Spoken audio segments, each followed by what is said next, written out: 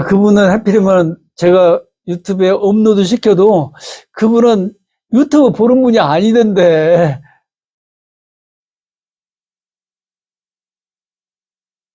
상가도 많이 나오고 정답이 많이 나왔습니다.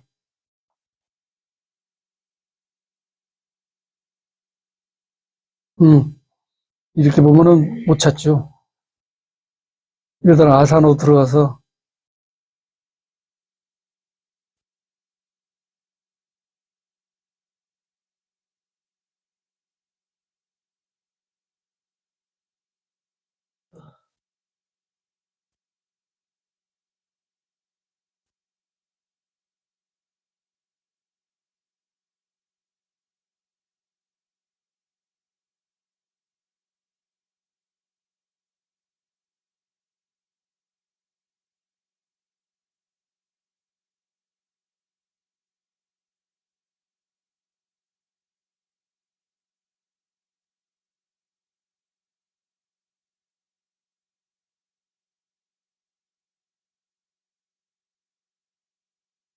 여기 오늘은 다가구 주택, 즉 다른 말로 원룸이라고 그러죠. 원룸. 자, 이것은 용화동에 있는 용화동에 있는 원룸이고 꽤 큽니다. 대지가 453평방미터이고 그다음에 그 원룸은 다세대하고 원룸하고 비슷한데 그 원룸 다가구는 3층 이하, 그다음에 방은 14개 이하를 가리켜요. 그다음에 여기는 하나의 건물입니다. 그래서 권리 분석하는데 굉장히 많은 그 공부가 되는 물건이에요. 이 원룸을 제대로 권리 분석을 다 할 줄 알면은 권리 분석은 거의 통달했다고 볼 수 있을 정도의 그 많은 그 문제점을 가지고 있는 그런 물건들입니다. 그래, 예전에는 공인중개사 하신 분들이 이 원룸 몇 개를 자기가 관리하면은 상당히 수입을 올릴 수 있었는데, 왜냐면 원룸은 특히 그 자주 주인이 바뀌고, 주인이 바뀐 게 아니라 임차인들이 바뀌고, 그런 소개비 받고, 그렇게 함으로써 상당한 수입을 올렸는데, 그 몇 년 전부터 그 전세 사기가 있는 그 다음부터 이 법들이 많이 강화돼 가지고 공인중개사한테 그 과도한 설명 의무를 부담시켰습니다. 그래서 그 안에 있는 사람들 선순위가 몇 명 있고 그 다음에 뭐 그런 것들을 싹 설명해 줘야 돼요. 예. 만약에 설명해 주지 않아 가지고 그 임차인이 손해를 봤을 경우는 상당 부분 손해배상 대상이 됩니다. 그래서 요새는 공인중개사들이 많이 기피를 한다고 그래요. 그다음에 이게 15억으로 감정이 나왔는데 아산에 15억 정도의 감정이 나온 경우는 상당히 좋은 아파트, 좋은 원룸입니다. 다가구 주택이에요. 보통 12억 정도에 나오는데 이건 15억이 나왔어요. 이것은 2023년도 그 타경 5877 1월 달에 그 경매를 신청했네요. 그 관할은 천안지원이고 당연히 이 천안지원은 꽤 큽니다. 아산하고 천안을 관할하기 때문에 충청남도에서는 제일 큰 도시 두 개를 관할하죠.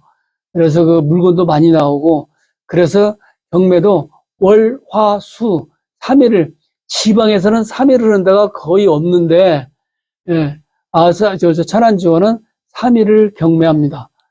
그래서 이 날짜 이것은 10월 22일이네요. 아마 화요일일 겁니다. 화요일. 아침 10시에 시작해서 11시에 끝납니다. 시간이 있으신 분은 이번에는 무조건 유찰이죠. 무조건 유찰입니다. 예, 원룸도 좋은 것들은요. 아파트하고 똑같이 팔립니다. 똑같이 팔려요. 그래서 이건 한번 보고 두 번째 그 입찰을 하시면은 아파트하고 똑같게 그 다음에 좀 이따 보시면 아시겠지만은 위치도 괜찮고 건물도 괜찮습니다.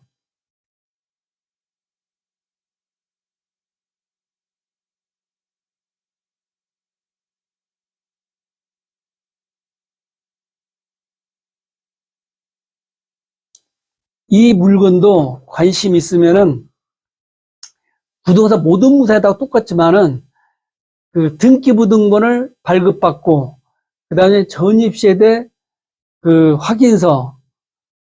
전입세대 확인서를 발급받아서 나름 옆에다가 쭉 그 관계되신 분들을 쭉 나열을 해놓고 나름대로 체크를 하시면 돼요. 그 어렵지 않습니다. 먼저주에 말씀드린 것처럼 이 법원 경매랄지 공매는 아무 법도 모르는 일반인도 누구든지 참고할 수 있게끔 제도적 정비를 완비해놨어요. 그래서 정상적인 상황이라면은 누가 그 사기를 당하거나 엄청난 손해를 보는 일은 발생되지 않게끔 제도를 완비해놨습니다. 그걸 제가 앞으로 그 몇 주에 걸쳐서 조금씩 다 설명을 드릴 텐데 완비를 해놨어요. 그래서 손해보지 않습니다. 그런데 골치 아픈 물건이 생길 수는 있어요. 그래서 그런 건 피해라. 아까 물건 중에 그 가처분 되어 있는 물건, 이것들은 될 수 있으면 피해라. 원래 법대로면 손해는 안 봐요, 그것도. 그런데 골치가 아프고 민사는 돈 없으면 못 받기 때문에 나중에 반환시키고 원위치를 시키는데 그 상대가 배당받은 사람이 돈을 다 써버렸네요. 그렇게 그러면 어떻게 할 거예요, 그걸. 그래서 그런 건 사지 마라. 이론적으로는 손해보지 않지만은 현실적으로는 손해볼 수가 있다. 네. 그 다음에 먼저께 말씀드린 것처럼 대항력과 우선변제권을 갖춘 1순위자가 있는데 이 사람이 잘못 판단해가지고 배당 시작을 안 해버렸네요. 이럴 경우에 법적으로는 손해보는 일이 안 생기지만은 현실적으로는 머리가 아프고 그 손해를 볼 수도 있기 때문에 그런 물건을 사지 마라. 두 개는 절대 지금 제가 사지 말라는 물건이 두 개나 나왔어요. 자, 이것들은 이게 그림인데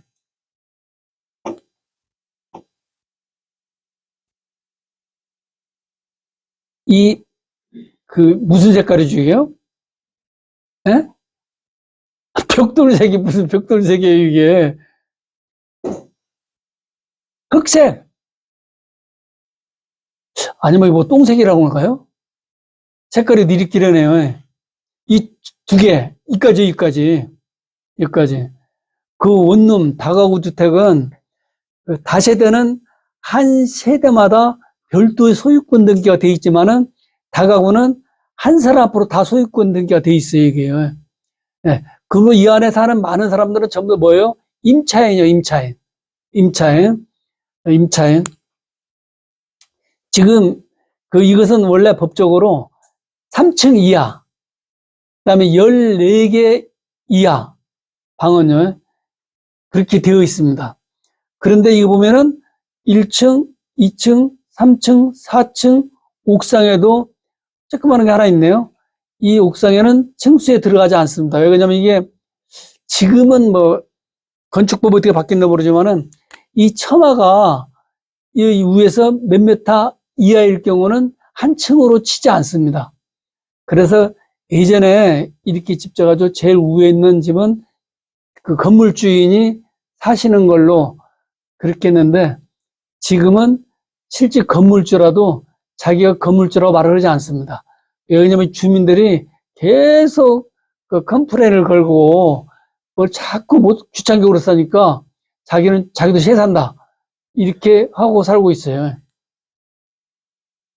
그 다음에 14개인데 실제에서는 14개가 안 되는 이유가 2룸, 3룸이 있어요.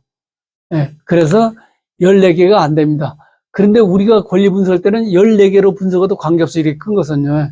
왜냐면 어차피 원룸은 아마 이 정도에서는 보증금 500만 원 정도에 월 한 50만 원 받을 겁니다.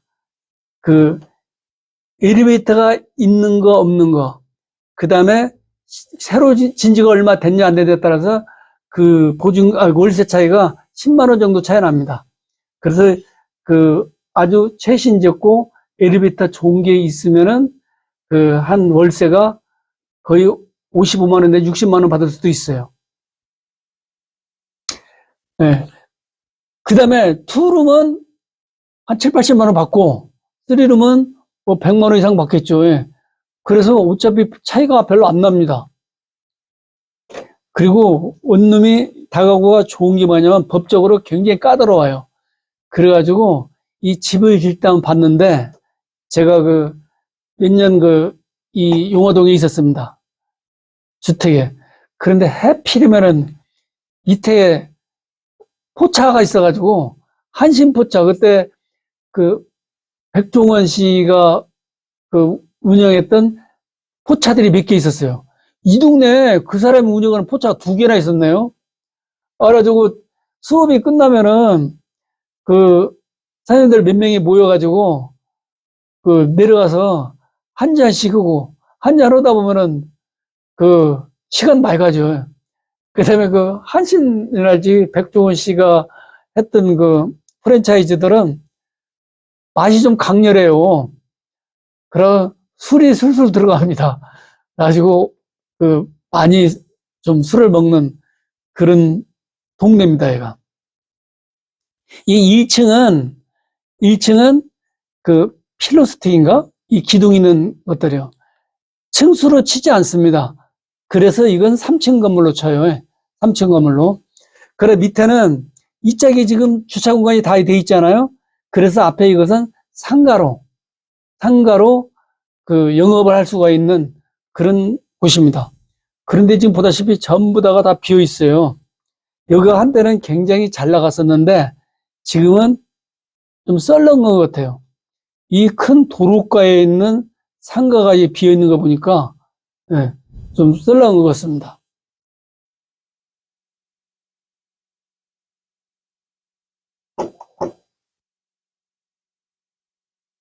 그 다음에 원룸은 좀 좋은 게 뭐냐면은 수입을 창출할 수 있습니다. 만약에 예를 들어서 10개 정도 있다, 방이. 그러면은 한 50만 원씩 받으면은 500만 원, 한 달에 월세 500만 원 받을 수 있잖아요. 예, 그러면은 이 건물을 살 때 지금 내가 낙찰 금액의 한 50%까지는 대출이 가능합니다. 50%까지는요.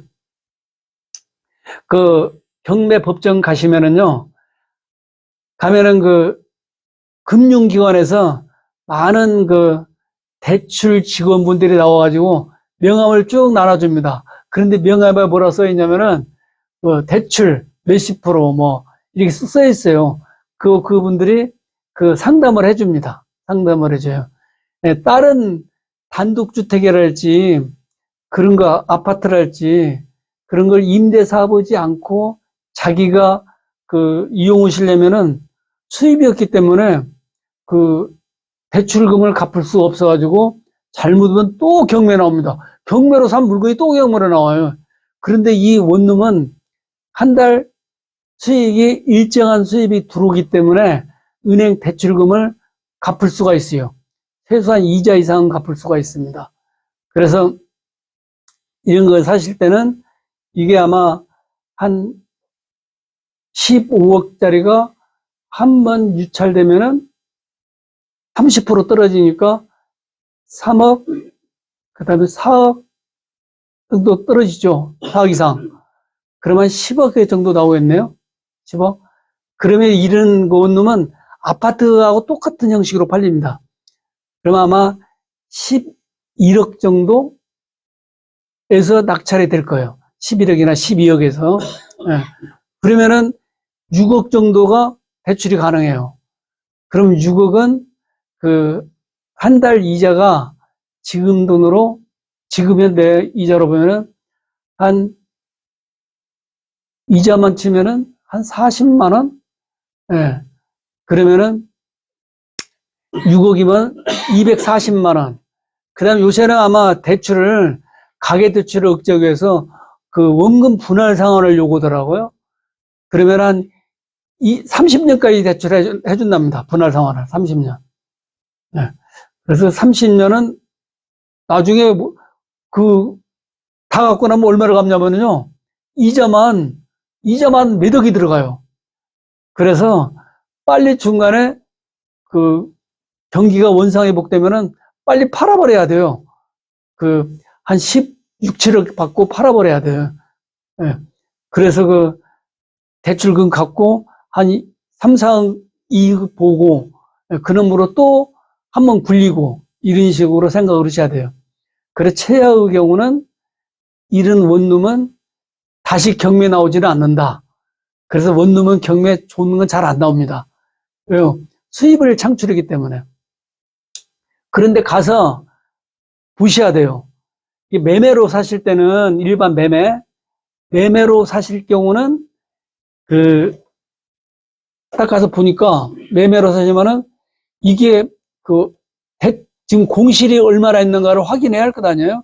근데 매매로 사면은 집주인이 전부 다가 냉장고랄지 기본 전자기기를 켜놔버려요. 그럼 우리는 보통 일반인은 어떻게 하냐면은 1층 가면은 계량기가 공동으로 돼 있어요. 세대별로 쭉 돼 있어요. 그거를 보면은 전기 계량기가 돌아가요. 아, 그러면 이건 사람이 있구나. 그래서 돌아간 거 하나, 둘, 셋, 넷, 세가지고, 이 집이 지금 열 몇 개 전부 다 지금 사람이 찾네? 아, 괜찮은가 보다. 이렇게 생각이 쉽습니다. 그런데 경매로 나온 물건은 그렇지가 않아요. 집주인이 지금 망해가지고 지금 경매로 자기 뜻과 관계없이 강제로 팔리는 마당에 뭐 그러게 하겠어요? 그래서 가서 보시면은 공실률을 알 수가 있습니다. 그 다음에 이 뒤에 있는 것들, 이 오래된 것들은 이것하고 임대료가 한 10만 원 차이 납니다. 그래서 임차인이 돈이 좀 부족하고 굉장히 알뜰한 사람들은 이 뒤쪽으로 가서 살 거. 이건 아마 위에 보면 이것은 탑이 있잖아요. 아마 이것은 엘리베이터 할 거예요. 엘리베이터 있는 거다 없는 거다고 차이가 또 꽤 많이 납니다. 한 10만 원 이상 차이 나요. 이런 것들은 10만 원 적게 받고. 그런데 저 같은 경우는 오히려 뒤에가 조용하고 좋더라고요. 그 다음에 뭐 집 날릴 필요도 없고, 예, 운동도 되고, 가격도 저렴하고. 그래서 저 같은 경우는 이 뒤에 있는, 이쪽 가면 전부 다 원룸입니다. 전부 다. 그 다음 공터도 있어요. 여기가 아산에서는 최고 핫하는 동네예요. 바로 법원 옆입니다. 법원 옆에. 그리고 원룸은 주인이 바뀔 때 벽보가 두 가지 형태의 벽보가 붙습니다. 현관문 혹은 엘리베이터 안쪽에 벽보가 붙는데 매매 법률행위 즉 계약에 의해서 주인이 바뀔 때는 간단하게 써놓습니다. 예. 몇 월 며칠부로 소유자가 변경됐습니다. 문의사항이 있으면은 공인중개사 몇 번으로 문의하시 주시기 바랍니다. 간단하게 써놔요. 그 말은 매매, 증여, 상속 등으로 집 주인이 바뀔 경우는 전 주인이 가지고 있던 권리와 의무를 후주인이 그대로 다 승계해요. 승계. 그래, 그 안에 살고 있는 임차인들은 지위가 변함이 없어요. 변함이 없어요. 그러니까 두말할 필요가 없습니다. 그런데 이 원룸이 경매로 주인이 바뀌었네요. 그럴 경우는 문제가 달라집니다. 그럴 경우는 벽보가 어떻게 보냐. 임차인분들은 몇 월 며칠까지 전부 다 퇴거해 주시기 바랍니다. 이렇게 써놔요. 왜 그러냐면은 경매로 사신 분은 이 부동산을 산 거지 안에 있는 동산을 산 게 아니에요. 동산은 또 주인하고 협의를 하거나 자기가 경매를 받거나 뭐 그렇게 해야 돼요. 그런데 안에 있는 전자제품, 세탁기, 냉장고, 그 다음에 에어컨, TV, 이게 기본으로 다 되어 있죠. 그래서 서울 같은 데 비싼 데는 이 안에 있는 서울은 전세도 있고 보증도 상당히 비싸고 임대료도 좋은 데는 100만 원에서 200만 원 사이 갑니다. 좋은 데는요. 그런 데는 안에 그 전자기기들이 업그레이드 돼 있어요.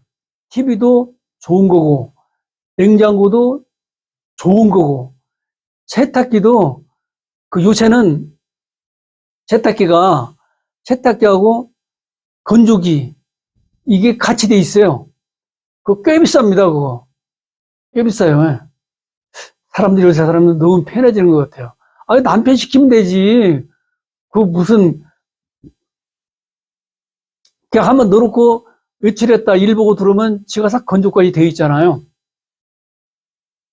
그래서 그 빨래방도 요새 새로 진 빨래방들은 그런 기계를 들이나요. 빨래방이 제주도 가면 굉장히 많습니다. 빨래방이 제주도가 이 육지에서는 그렇게 많지는 않은데 그 제주도 가면은 그 펜션들 이런 데들이 그 자기들이 이제 그런 빨래방 기계를 많이 놓고 운영하면은 그 이윤이 안 되기 때문에 전부 다 빨래방을 이용을 합니다. 그래서 빨래방들이 굉장히 많아요. 그 다음에 그 관광객들이 와서 언제 그놈을 갖다가 말리고 언제 그랬어요. 1시간이면 싹 처리가 되니까 빨래방 와서 이용을 해요. 빨래방 이번에 가보니까 꽤 올랐더라고요. 그것도 가격이 한 1, 20% 오른 것 같아요. 자, 그래가지고 이 안에 있는 동산, 여러분이 아파트를 이사 갈 때 내가 아파트 가면 아파트만 빈집으로 들어가는 거지 그 안에 있는 것까지 다 내가 인수하는 건 아니잖아요. 안에 있는 건 동산입니다. 동산. 나는 부동산을 경매로 샀을 뿐이에요. 그래서 그 안에 있는 물건들을 처리해야 돼요. 근데 우리나라는 재밌게도 안에 있는 전자제품은 살 때는 목돈 들어가지만은 팔 때는 한 몇 년 지나면요 멀쩡하더라도 그 썩은 객값이 되어버립니다. 안에 그 물건들이. 그래 에어컨 같은 경우는 그 업자한테 중고 그 거래하신 분들한테 이거 얼마 주실래냐고 그러면은요 철거는 공짜로 철거라면 철거는 해드리겠는데 돈 주고 사라면 사지는 못하겠습니다. 그래요. 그래 그 이전비하고 새로 산 것하고 차이가 안 날 정도로 가격 차이가 없습니다. 그리고 그 다음에 TV도 마찬가지고 그 냉장고도 마찬가지예요. 가끔 가다가 이 앞에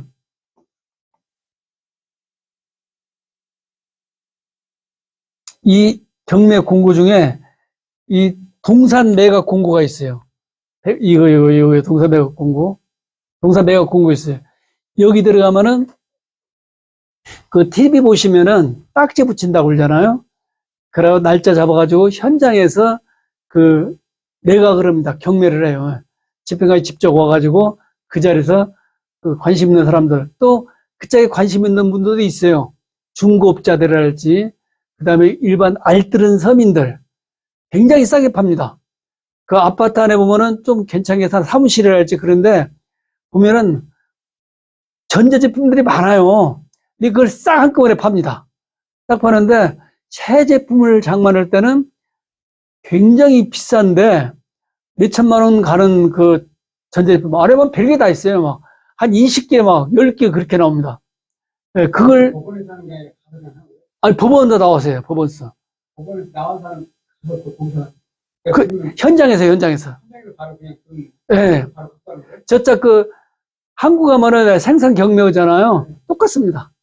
예, 똑같아요. 그 세 사람들이 아파트 안에 들어가서. 예, 현장에서요, 현장에서. 예, 그래요? 예. 그래가지고 체육과 쓰는 사람들 낙찰을 시켜요. 그러면은 그 한마디로 굉장히 싸게 그 살 수가 있어요. 그래 그 중고도 우리나라 전자제품은 굉장히 그 수명이 길어요.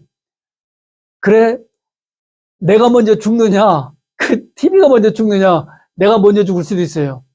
TV가 몇십 년 갑니다. 그 에어컨도 몇십 년 가요. 잘만 수리했으면은 문제가 오러갑니다. 근데 다른 나라 제품들은요 그 우리나라처럼 오래 가지를 않아요. 그 아내가 문제가 있어가지고 몇 년씩 쓰면 꼭 고장이 나더라고요. 저도 싼 맛에 외국 국산을 좀 몇 번 써왔는데, 우리 그 국산은 LG나 삼성 거, 예, 그 신형 좀 괜찮은 건 굉장히 비싸요, 가격이. 그래서 싼 걸 샀는데, 제가 젠작 이런 거 알았으면 이걸로 샀죠. 예, 이 경매로. 그 자리에서 재밌는 게 뭐냐면은, 부동산은 명의자가 딱 정해져 있잖아요, 등기가. 그런데 동산은 명의자가 없어요. 그럼 부부 공동재산입니다. 부부 공동재산. 그럼 만약에 남편이 채무자였다. 그러면 부인이 가가지고 보고 있다가 그 경매가 다 끝나면은, 예, 그 손들어가지고 집행관한테 나 반절 주십시오. 이렇게 요구를 하면은요, 그 자리에서 그 집행관이 현금을 딱 셔가지고 반절 줍니다. 왜 그러냐면 그 동산은 공동재산이에요. 부인하고 남편. 그래, 남편 채무로 경매가 내어졌을 경우는 만약에 전부 다 해서 500만 원을 팔렸다. 그러면 250만 원을 그 자리에서 현금을 셔가지고 줍니다. 그렇기 때문에 그, 그 경매 신청자가 큰 돈이 되질 않아요. 그래서 그 집주인이 사정하면은 며칠만 좀 주십시오. 그러면 제가 갚겠습니다. 그러면 또 시간도 주고 그래요. 이 동사는요.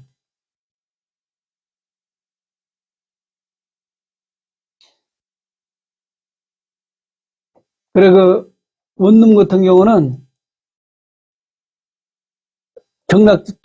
부동산을 사신 분이 그 전 주인에게 협의를 해가지고 인수를 받든지, 안에 보니까 고장난 거 있고, 이렇게 좀 깨진 거 있거나 그러면 빼고 몇 개 내가 인수하겠다. 그거 얼마 달라. 뭐 이렇게 해가지고 협의를 해가지고 인수 받는 경우도 있고, 아니면 너무 오래돼가지고 못 쓰겠다. 그러면 안에 딱 리모델링도 좀 하고, 그 다음에 이게 리모델링한 게 뭐 있어요? 원래 원룸은 질 때 다 튼튼하게 집니다. 고장난 데 있으면 고치고, 뭐, 또 제일 문제가 이제 담배 피는 사람들, 예. 그 다음에 혐오식품을 좋아하는 사람들, 뭐, 호월할지 아니면은 청국장 같은 거 좋아하시는 분들, 그런 사람이 사신 분들은 싹 이제 앞에 도배를 해야겠죠. 그것도 청소하신 분들이 있습니다. 기업이. 청소는 기업이 있어요. 그 사람이 와가지고 안에 깔끔하게 청소줍니다. 깔끔하게 청소해줘요. 그때 제가 살 때는 그 5만 원 그렇게 받았는데 아마 지금은 좀 더 받을 겁니다. 그 안에 청소 아주 깔끔하게 해줍니다. 새 것처럼 반짝반짝 빛나게 해줘요. 그래가지고 이제 새로운 주인을 맞이하는 거죠. 주인이 바뀌는 방법이 두 가지로 법률행위, 즉 매매에서 주인이 바뀌는 경우, 경매로 주인이 바뀌는 경우 두 가지가 있습니다. 그럼 이제 그 다음에 문제가 그 안에 사신 분들, 임차인들은 어떻게 차려야 되냐. 우리하고는 관계없어요. 입찰이라고는요. 그런데 이제 자기들끼리 배당을 받는데 혹시나 내가 들어갈 때 내가 인수받는 금액이 있느냐 없느냐 이것만 조심하면 되는데 먼저께도 말씀드렸지만은 우리 제도가 거의 완비되어 있어요. 그리고 정상적인 상황에서는 입찰하고 싶은 분은 법을 아무것도 모르는 일반 시민도 누구나 다 참여할 수 있게끔 제도가 정비되어 있어요. 그런데 가끔 가다가 현실하고 법률하고 좀 문제가 생기는 경우가 있습니다. 가끔 가다가. 그래도 법대로 오면은 원칙대로 손해는 보지 않은데, 그럼 뭐예요? 아까 가처분 돼 있는 거랄지, 그런 것도 법대로 오면 손해보지 않습니다. 그런데 나중에 민사는 돈 없으면 못 받기 때문에 못 받은 경우도 생길 수 있어요. 그런 것들만 주의하면 됩니다. 자, 그래서 안에 한번 들어가 보겠습니다.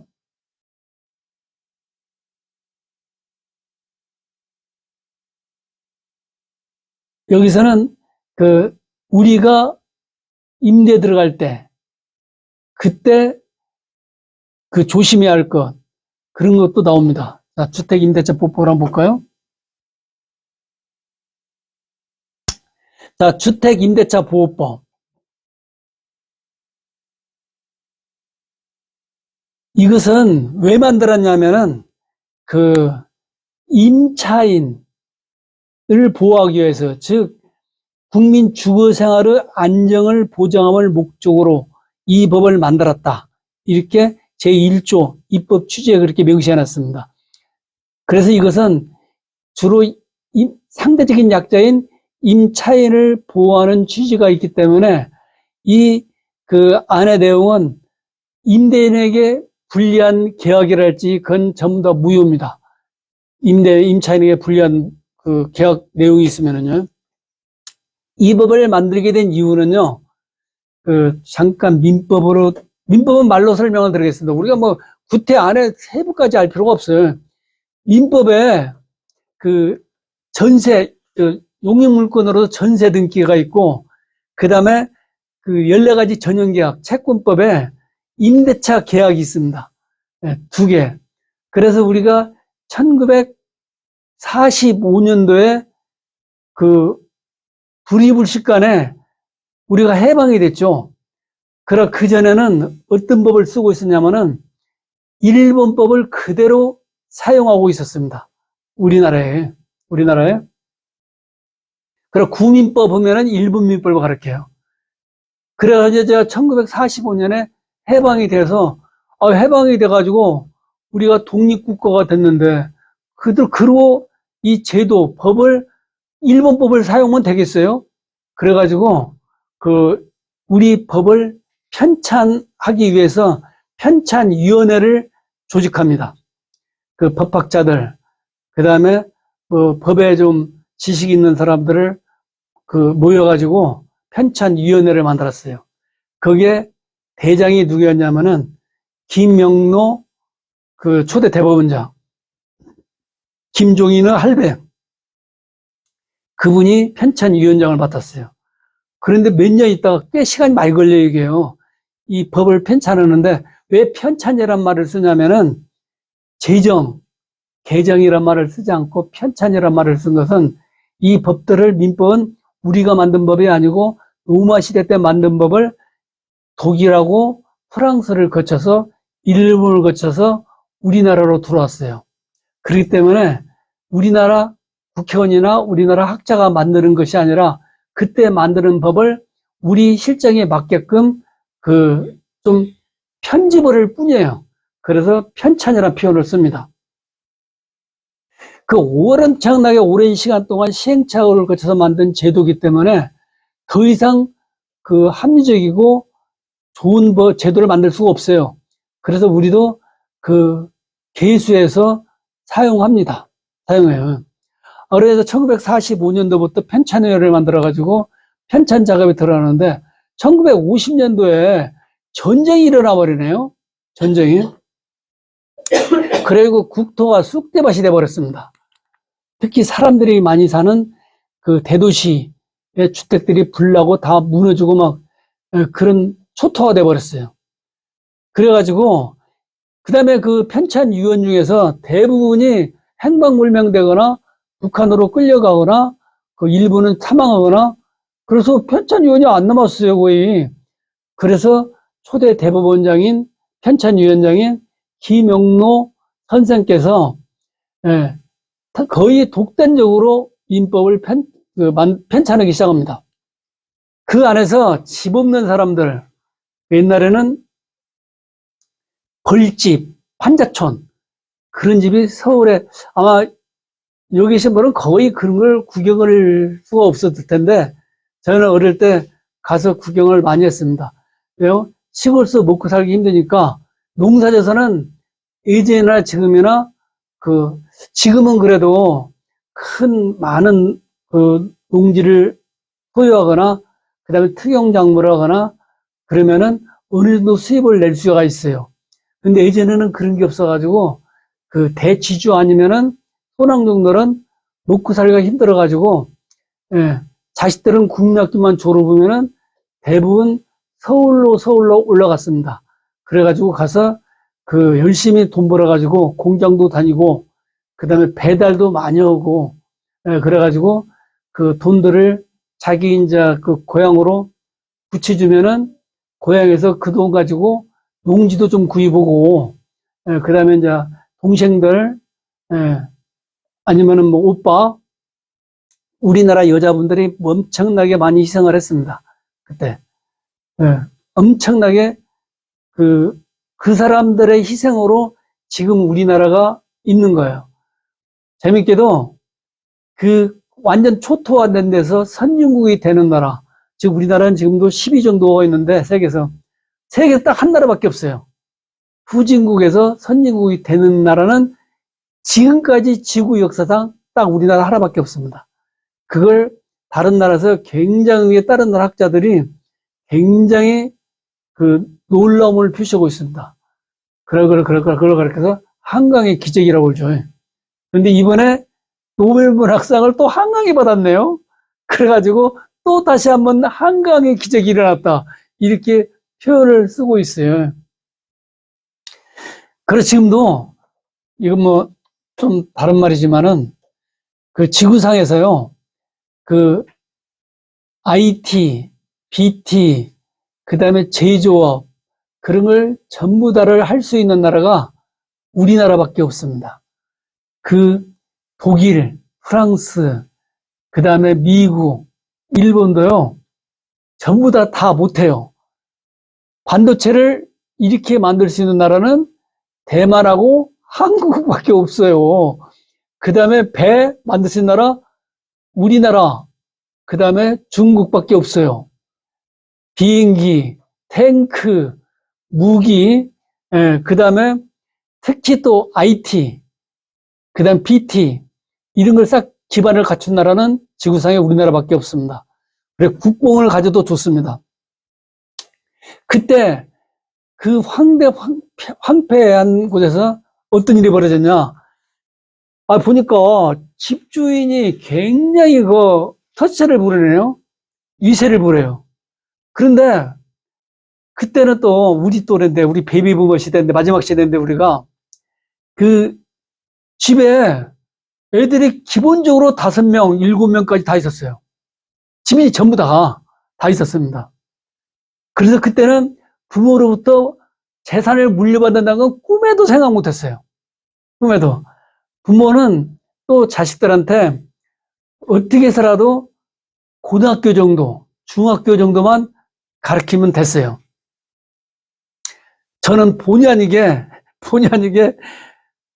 그 할 곳이 없어가지고 그 대학교 가고 대학원 가가지고 돈을 못 벌었는데 우리 친구들은 전부 다 그 중학교 정도 또 우리나라 사람들은 상당히 경제의식이 있습니다.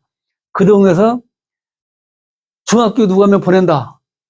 그러면 빚내서라도 또 전부 다 자식들 중학교 보내요. 그러니까 대부분이 중학교 정도 나오고 고등학교 정도 나왔습니다.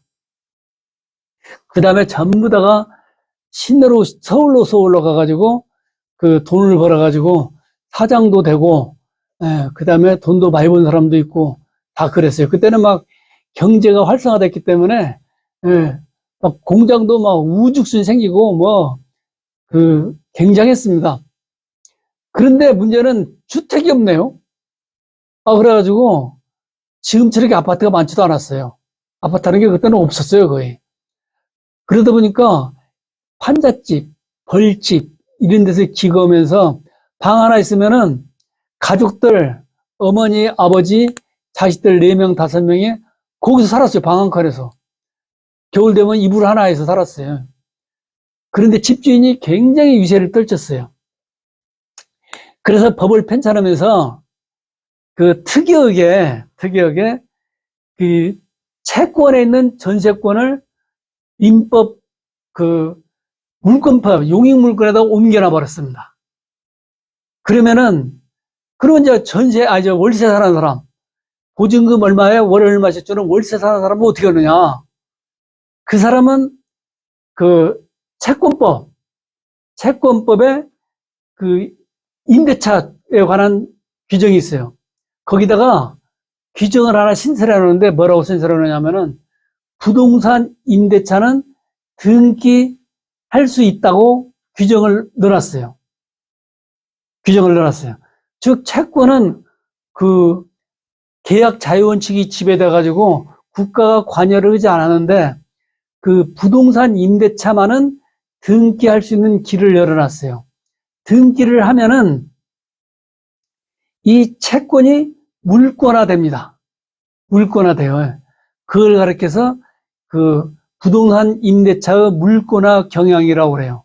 등기가 돼 있으면 등기의 일반적 효력에 따라서 순위적 효력이 생겨요. 즉 물권적 효력이 생겨요. 네. 그래서 그때 아마 이 법을 만든 사람, 법을 편찬하는 사람은 완벽하다고 생각했을 거예요. 전세는 등기할 수 있는 길을 열어놨고, 그 다음에 보증금, 월세 사는 사람은 보증금을 등기할 수 있는 길을 열어놨어요. 두 개의 조항을 새로 신설해서 넣어놨습니다. 근데 착각이었죠. 집주인이 갑부도 아니고 또 자기도 집을 저당 잡히고 돈을 빌려서 그 돈 가지고 또 운영을 해야 되잖아요. 그래가지고 등기해달라고 하면은 너 아니라도 들어올 사람 많다. 등기를 안 해줘 버렸네요. 그러니까 그 조항들이 유명무실해져 버렸어요. 유명무실해졌어요. 그래가지고 안 되겠다. 이 민법에 우선하는 특별법을 만들어야겠다. 그렇게 생각하고 만든 법이 주택임대차보호법이고 훗날에 또 상가임대차보호법도 만들게 됩니다. 그렇게 해서 탄생한 법이 주택임대차보호법이에요. 그래서 주택임대차법의 핵심적인 내용은 등기하지 않은 것들도 일정한 요건하에 등기한 것과 똑같은 효력을 부여해 줬어요. 그게 주택임대차법의 핵심입니다, 핵심.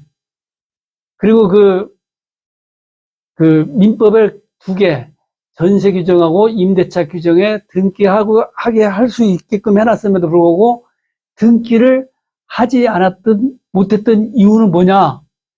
바로 등기 신청에 관해서 우리나라는 공동신청주의를 취하고 있어요. 그래서 집주인의 도움 없이는 임차인이 단독으로 등기가 불가능합니다. 단독으로 등기가 불가능해요. 그래 그 조항이 있어는 말하게 됐네요.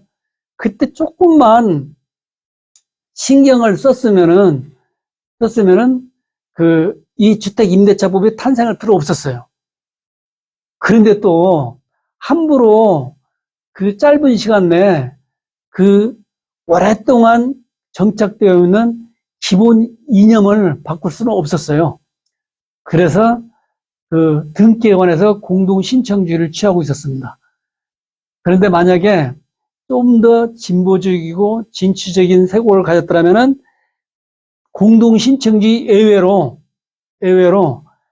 전세 등기하고 부동산 임대차 등기는 단독 신청을 허용했으면은 이 주택임대차법은 탄생하지 않았습니다.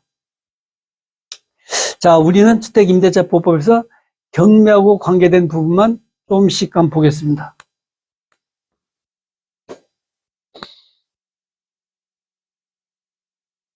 들어가기 전에 여러분 자제분이나 아니면 많은 사람들이 임대차 들어갈 때는 전세가 됐든 월세가 됐든 무조건 전입신고, 이사, 확정일자를 그냥 받는 걸로 이렇게 하시고, 그 다음에 사기 안 당하는 방법이 뭐냐면은 전세금이랄지, 그 다음에 보증금을 줄 때 바로 계약 맺고 거기서 주면 안 돼요. 그거는 계약금만 주고 10% 계약금만 주고 잔금은 이사 들어가고 그 다음날 지불하는 걸로 이렇게 계약을 맺어야 돼요. 그리고 그러면은 절대 사기당하거나 손해보는 일이 안 생기는 게 들어가서 동사무실에 전입신고로 갈 때 앞에 보면은 무인 발급기가 있어요. 거기서 등기부 등본을 발급받으면 1,000원이면 발급받아요. 1,000원. 1,000원 발급받아요. 그 1,000원을 가지고, 발급받아가지고, 발급받았어요. 그러고 보니까 역시 또 깨끗하네요. 내가 뭐 며칠 걸렸죠. 이사 가는데 뭐, 계약도 오고, 그 이사도 가고 그런데 며칠 걸렸잖아요. 그 사이에 혹시나 이 나쁜 놈들이 사기치려고 중간에 그 집을 저당 잡히거나 그럴 수도 있으니까 다시 한번 확인을 하고 이상이 없을 때 그때 잔금을 지불하면은 절대로 사기당하거나 그런 불상사 발생되지 않죠. 그래 돈이 큰데 돈이 큰 데는 전부 다 그렇게 합니다. 그래서 절대 사기당하지 않아요. 근데 그 1, 2억 정도 되는 그 서민주택 이런 데서 이 사기꾼은 한 팀을 이루는데 그 공인중개사, 대출 뿌리커, 그 다음에 그 소유자 이렇게 한 팀을 만들어 가지고 임차인들의 등을 쳐먹습니다. 자, 이 3조 이게 바로 핵심적인데요. 여기서는 2개가 나오는데 대항력이 무조건 이유 부르치지 말고 그냥 그 집에 이사 갈 때는 등기부번호 떼보고 그 다음에 그 전입시대 확인서를 떼어서 나름대로 쭉 순서대로 정리를 해보고 보면 대충 알 수 있어요. 권리관계를. 그리고 내가 들어가도 충분히 권리를 보존받을 수 있겠다. 그럴 때는 들어가셔도 되고 그렇지 않으면 다른 집을 구하신 게 좋습니다. 그 다음에 그 집에 들어갈 때는 그 무조건 전입신고로 가서 확정일자를 받고 그 다음에 등기부등본 떼어서 그 다음날 잔금을 지불하는 걸로. 자, 이 법은 바로 아까 민법에 전세 등기하고 임대차 등기를 안 해주기 때문에 만든 법이라고 그랬죠. 그래서 3조 이 대항력이 찐빵의 안고입니다. 안고. 핵심이에요. 그게 안고 없는 찐빵. 드셔봤어요? 그것도 배고프면 먹을 만해요. 우리 어릴 때 개떡이 바로 그겁니다. 개떡이. 안고가 없어요. 밀가루나 쑥을 섞어가지고 만든 그걸 보고 개떡이라고 그래요. 개떡. 앞에 개자가 들어가면은 맛이 없다는 뜻이에요. 우리나라 단어 전부 다. 그 다음에 맛있는 거 뭐가 들어가요? 앞에가? 참자가 들어가요. 참자. 예. 꽃도 개꽃이 있고 참꽃이 있어요. 참꽃은 먹을 수 있는 꽃이고 개꽃은 먹으면 안 되는 꽃이에요. 그래 그 개꽃은 철쭉을 가리킵니다. 그 다음에 참꽃은 진달래를 가리켜요. 진달래는 먹어도 돼요. 예. 그 막걸리 먹을 때 동동 띄어서도 먹고 그 다음에 전 무칠 때 그 모냥 넣을 때도 진달래를 써요. 그런데 개꽃을 먹으면 죽지는 않은데 고역을 치러요. 입에서 침이 질질 흐르고 눈동자가 약간 풀립니다. 그 철쭉 먹으면은요. 그럼 우리가 어릴 때 그 도시에서 전화 오면은 막 얼굴 다 하얗고 그다음에 막 그 옷도 예쁘게 입고 뭐 그러잖아요. 그런 데를 골려주는 방법이 자기는 진달래 먹고 그놈한테는 그 개꽃을 줘요. 그럼 많이 먹으면 안 되죠. 좀 먹으면은 입에서 침이 질질 흘러요. 예. 그렇게 한 번씩 그 골탕을 주는 경우가 있었어요. 우리나라 단어가 굉장히 예쁩니다.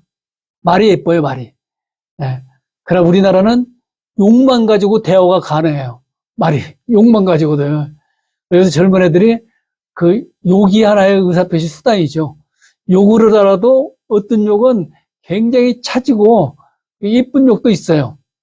그래서 아마 이번에 문학상을 받지 않았느냐. 예.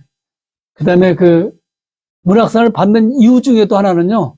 우리나라 K-팝, K-컬처가 세계적으로 유행하면서 그 젊은 사람들이 우리나라 언어, 우리나라 문화, 우리나라 역사를 배워가지고 나름대로 그 우리나라 그 서정을 번역할 수 있는 그런 실력을 갖춘 번역자들이 많이 생겼어요.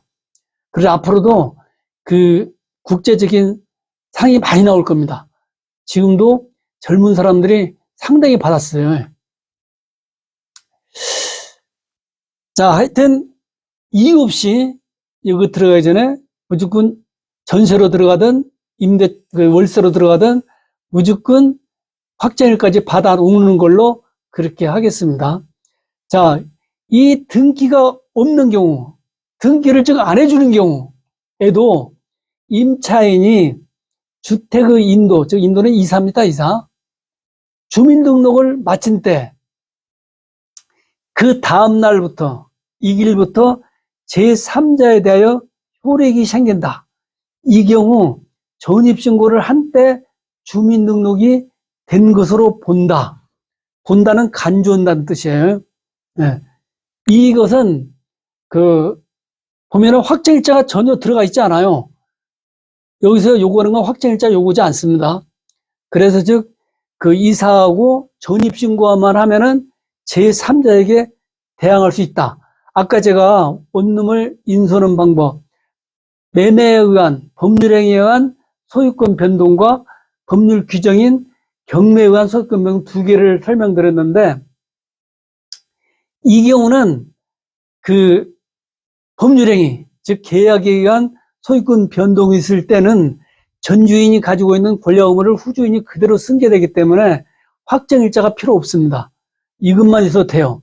이것만 있어도 제3자, 모든 사람에게 주장할 수가 있어요. 제3자에게. 그런데 이 전입신고가 문제가 됐습니다. 실제로 판례가 몇 건 나왔었는데, 대법원 판례가 몇 건 나왔었는데,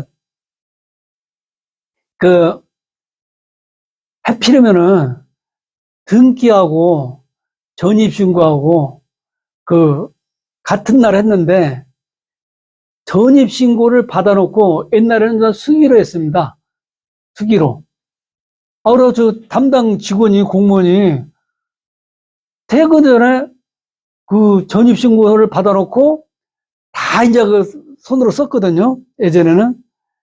지금은 우리나라 모든 행정이 온라인화되고 전산화돼 있어가지고 어디서든 전부 다가 모든 서류를 다 뗄 수가 있어요. 대부분의 서류를요. 그 정도로 완비되어 있습니다. 완비되어 있어요. 이렇게 빠른 나라는 자꾸 우리나라, 제가 국뽕에 대한 말을 해서는 안 되는데, 없습니다. 다른 나라는. 이렇게 빠른 나라가. 우리도 불과 그 몇십 년 전에는요, 주소지에서 등록이랄지 인감이랄지 다 띄었어요. 직접 가서. 그래가지고 연차 내고 반차 내고 가서 띄워왔습니다. 지금은 가까운 데 가서 다 띄면 돼요. 심지어는 아까 농지 취득할 때 농지증도 인터넷으로 가능합니다. 그런데 전입세도 확인서는 안 돼요. 그래서 가까운 데 가야 되네요. 전입세도 확인서는. 자, 근데 그때 어떤 일이 있었냐? 퇴근을 전에 전입신고서가 들어왔네요.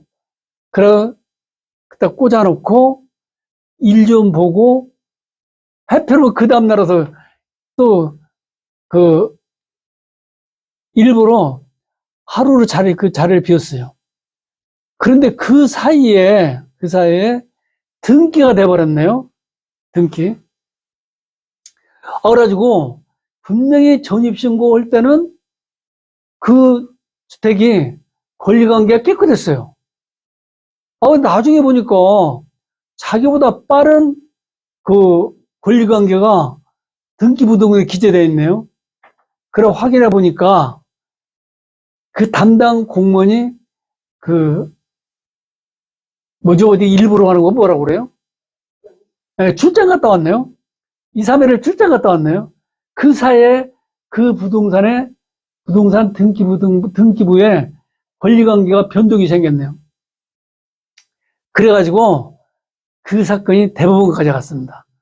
등기되어 있는 사람은 무슨 말이냐?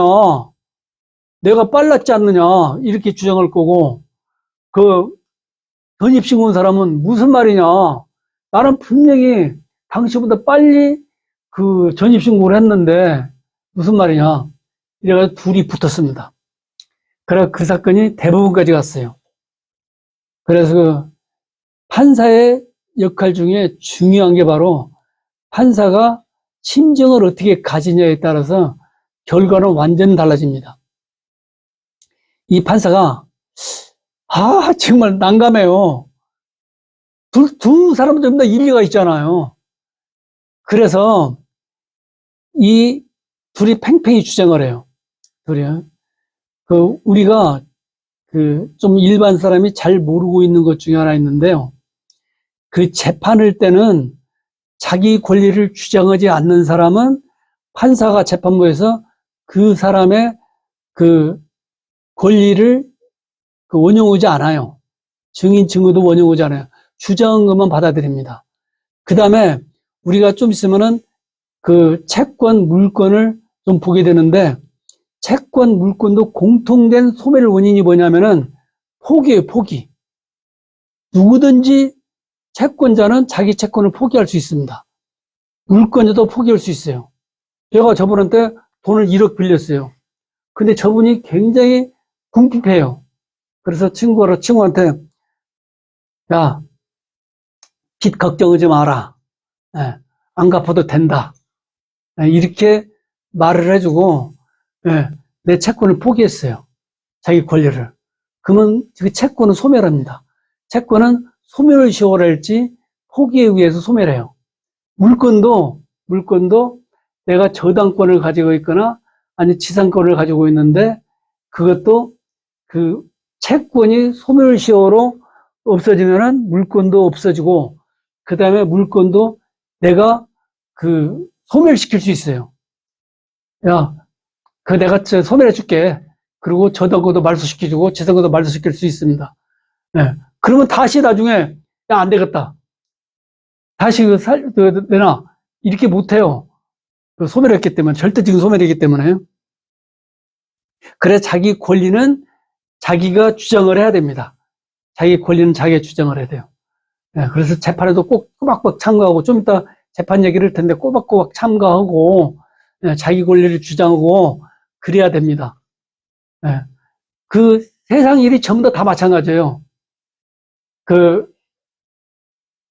병원, 그 다음에 변호사, 그 다음에 뭐 그런 데가 우리 최고의 자기 권리하고 관계 있는 데잖아요. 네. 그래서 병원에서 입원하더라도 꼬박꼬박 가서 의사한테 설명을 듣고 확인을 거치고 물어보고 계속 거기서 자기 권리를 주장해야 돼요. 확인하고요. 네. 그 다음에 변호사도 자기 일을 맡겼으면은 가서 진행 정도를 항시 봐야 돼요. 지금은 제도가 굉장히 잘 돼 있어가지고요. 그 재판 진행 과정을 안방에서 싹 볼 수 있습니다. 컴퓨터 들어가서 싹 볼 수 있어요. 상대가 제출한 증인, 증거, 예, 그런 거 싹 확인할 수가 있고, 법원 안 가도 나의 사건 검색으로 들어가가지고 싹 확인할 수가 있습니다. 그리고 변호사 사무실에 주기적으로 가서, 이거 어떻게 진행됐냐? 뭘 제출했냐? 그 다음에 이런 것들을, 그런 거 전부 다 체크하고, 가서 좀 큰 소리도 좀 치고, 그래야 됩니다. 그러나 대법원 판사가 어떻게 판결을 내렸냐? 지금 이 조항에 대해서, 그 주민등록번호는 국가가 편의에 따라서 관리하는 장부다. 그리고 등기는 부동산 물권 공시 방법이다. 그러므로 등기가 되어 있다고 하려면은 모든 사람이 알 수 있는 상태인 등기 공무원이 기재를 하고 즉 날인을 했을 때 등기 효력이 발생한다. 여기까지는 문제가 없어요. 그런데 전입은 어떻게 되냐? 국가기관인 담당 공무원이 접수를 한 때, 그때 그 전입된 거다. 예, 이건 국가 관련은, 편의상 관련은 장부이기 때문에 국가기관인 담당 공무원이 접수를 받은 때 그 전시가 된 거다. 이렇게 해가지고 해결을 해줬어요. 해결을 했어요. 그래서 그러고 난 다음에 3조 이 단서조항에다가 이 조항을 넣어버린 거예요. 그렇게 해결했습니다.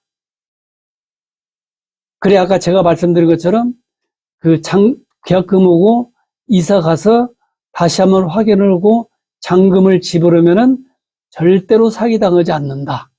그리고 실제로 현실에서 돈 많은 그런 계약에서는 전부 다 그렇게 이루어지고 있다.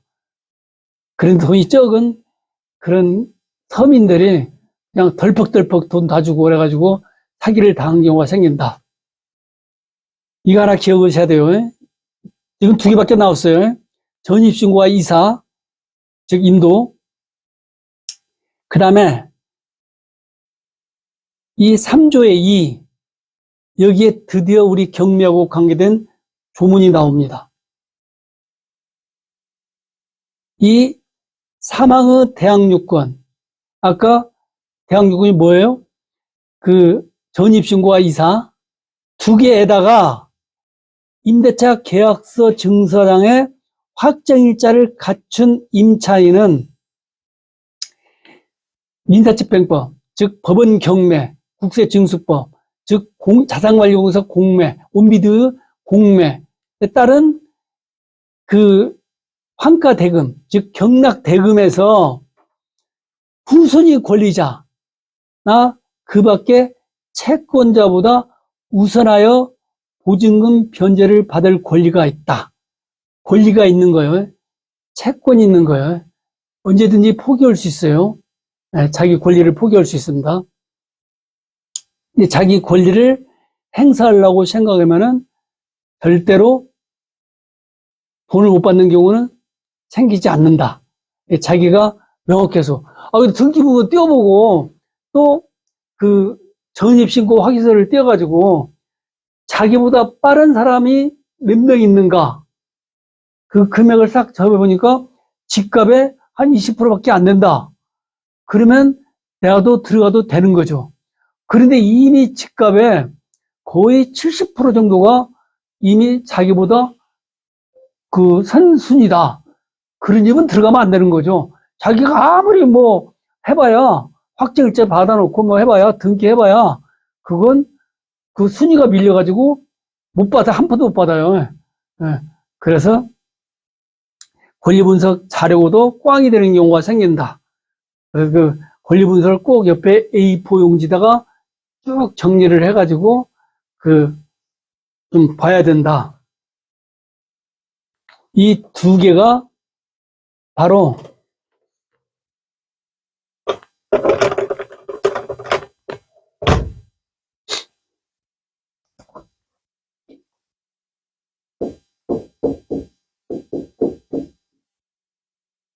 전입신고 플러스 인도, 이사. 이게 3조 1항이고, 그 다음에 3조의 2의 사망이 바로 뭐냐면 여기다 플러스 확정일자.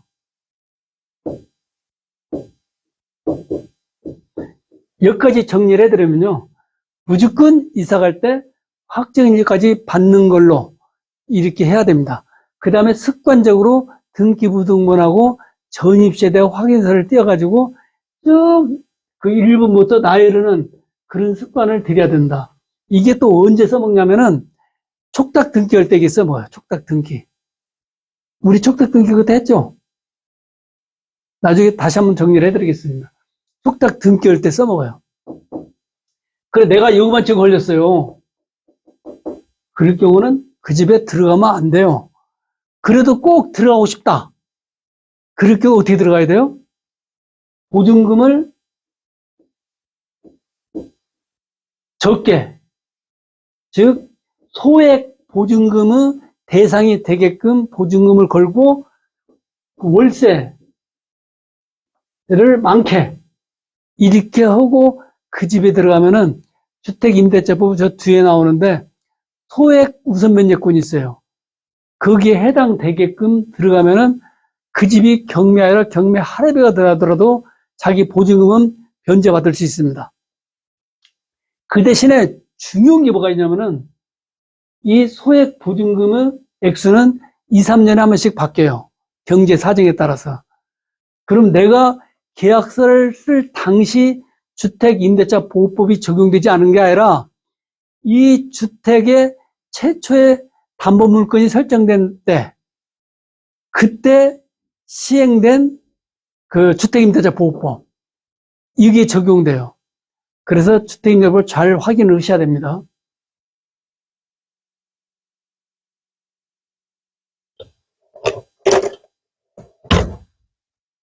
근데 악의적으로 이용할 수 있는 거 아니에요? 예? 주택임대차를 악의적으로 어떻게 해요? 그냥 막 이렇게 빌려대고 왕창 잡힌 식으로 그 집주인이 아는 사람 통해가지고 다 꽂아놓을 수 있는 거 아닌가요? 소액보증금? 네. 그래서 소액보증금은 집값의 2분의 1 안에서 하게 돼 있고, 그 다음에 만약에 지금 실제로 존재하지 않는 것을 예상하시는데, 만약에 그게 떨키면은 사기죄로 형사처벌을 받아서 깜빵을 가야 됩니다. 그래서 인가하는 사람은 그 짓을 하지 않아요. 할 수 없어요.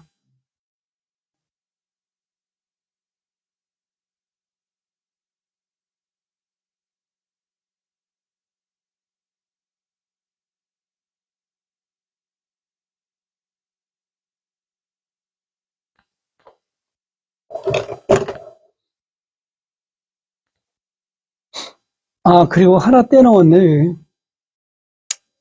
어차피 상가건물 임대차법은 따로 보지 않으니까 주택임대차 보호법 볼 때 좀 차이점은 그때그때 좀 설명을 드리겠습니다. 이 적용 범위가 나오는데요. 이 주택임대차 보호법은 부자 임차인 제한이 없어요. 임차인은 누구나 다 해당돼요. 그런데 상가건물 임대차 보호법은 부자 상인한테는 해당되지 않습니다. 부자 상인들은 적용 범위가 틀려요. 그래서 우리 아산 같은 경우도 저 중심지에 있는 상가들은 그 상가건물 임대차 보호법에 권리금이랄지 일정 부분만 해당되고 그 대부분이 해당되지 않으니까 그런 데서 그 영업하실 분은 들어갈 때 반드시 확정일자도 받아놓은과 동시에 또 그 임대차 등기 혹은 전세 등기를 해야 돼요. 그 집주인을 해달라고 그래야 돼요. 그것도 역시 똑같이 권리 분석해보고 괜찮다 하면은 그거 들어가시면 됩니다. 이 상가 건물이 비쌀 것 같아요? 주택이 비쌀 것 같아요? 그것도 우리 지방역이에요. 서울에는 아닙니다. 네, 서울에는 주택이 생각하지 못할 정도로 비싼 주택들이 많아요. 하다못해 아주 간단하게 우리가 알지 못한 예를 들 필요 없이 롯데타워에 있는 아파트, 거기 기본이 얼마예요, 그거? 200억이 넘어요. 제일 좋은 곳은 아마 300매덕이가 될 거야, 아마 그게. 그 다음에 한강 옆에 있는 고급 빌라들, 거기는 펜트하우스인가? 거기는 더 비쌉니다. 그런 것도 전부 다가 주택임대차법에 해당돼요. 그런데 상가는 그렇지가 않아요. 그 다음에, 하나 빠뜨렸네요. 보증금이 주택임대차 보호법은 내가 보증금 1억에 월세 500만 원 준다. 그러면은 보증금이 얼마예요? 1억이에요, 그냥 1억. 주택임대차 보호법상 보증금은. 그런데 상가는 이야기가 달라져요. 1억에 한 달에 500만 원씩 준다면은 보증금이 얼마냐면 1억 더하기 500 곱하기 100. 그거 얼마요? 6억인가요? 예. 그법 환산보증금이라고 합니다. 환산보증금. 보증금 계산하는 방법이 틀려요. 자, 한 10분 쉬었다가